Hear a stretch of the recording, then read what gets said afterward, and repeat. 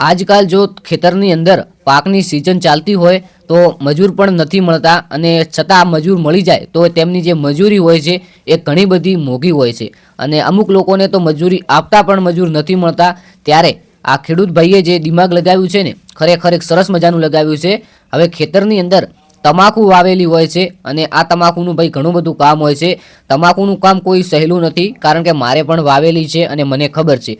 તમાકુની અંદર જે પીલા ભાગવાનું કામ આવે છે, હવે તેની અંદર ઘણા બધા મજૂરો જોઈતા હતા।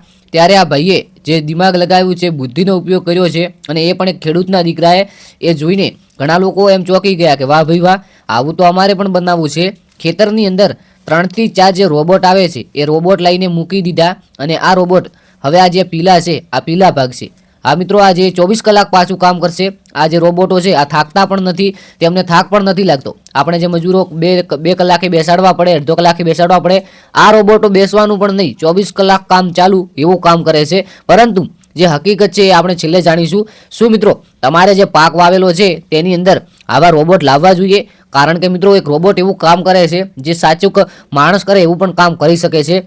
ખાસ કરીને આ વિડીયો એક એઆઈ દ્વારા બનાવેલો છે, પરંતુ આ વિડીયોથી તમને એક વાત શીખવા મળશે કે જો આવનારા સમયની અંદર આવી ટેકનોલોજી આવી જાય, કારણ કે જે નવા બિલ્ડિંગો બને છે, જે નવી કોઈ પદ્ધતિ છે તેની અંદર તો ટેકનોલોજી વપરાય જ છે, પરંતુ ખાસ કરીને જે આ ખેડૂતો છે તેમના સાથે પણ કોઈ નવી ટેકનોલોજી આવવી જોઈએ અને કોઈ નવી પદ્ધતિ આપણે અપનાવવી જોઈએ, જેના કારણે આપણો પાક છે એ પણ સારો ઉત્પન્ન થાય અને સાથે સાથે મજૂરી જે છે એટલે કે આ જે કામ છે આ જલ્દી પતી જાય। તો તે માટે આવા રોબોટ આવવા જોઈએ। આવનારો સમય છે, મોદી કાકા કહે છે કે 2050ની અંદર ભારત વિકસિત દેશ બનશે, તો કદાચ ખેડૂતો માટે પણ કોઈ નવી ટેકનોલોજી આવી શકે છે। ખરેખર ખેડૂત ભાઈઓ એકવાર જણાવજો કે શું ખેતરની અંદર રોબોટ મૂકવા જોઈએ? વિડીયો ભલે એઆઈ દ્વારા છે, પરંતુ આપણે જે જુગાડ અને જે વિચાર આપ્યો છે ને ખેડૂતના દીકરાએ, જેણે પણ આ વિડીયો બનાવ્યો છે, ખરેખર સો સલામ છે, સરસ વિડીયો બનાવ્યો છે। કારણ કે મોટી કંપનીઓ છે, મોટી જે જગ્યાઓ છે ત્યાં તો અનેક ટેકનોલોજી હોય છે, પરંતુ ટેકનોલોજી ક્યાં નથી હોતી? એક ખેડૂત પાસે એટલે કે ખેતરમાં। તો ત્યાં આવી ટેકનોલોજી આવવી જોઈએ કે ના આવવી જોઈએ કોમેન્ટની અંદર જણાવો। અમારું ઇન્સ્ટાગ્રામ પેજ જોઈન નથી કર્યું તો જય ગુગા શોર્ટ કરીને સરસ મજાનું પેજ છે,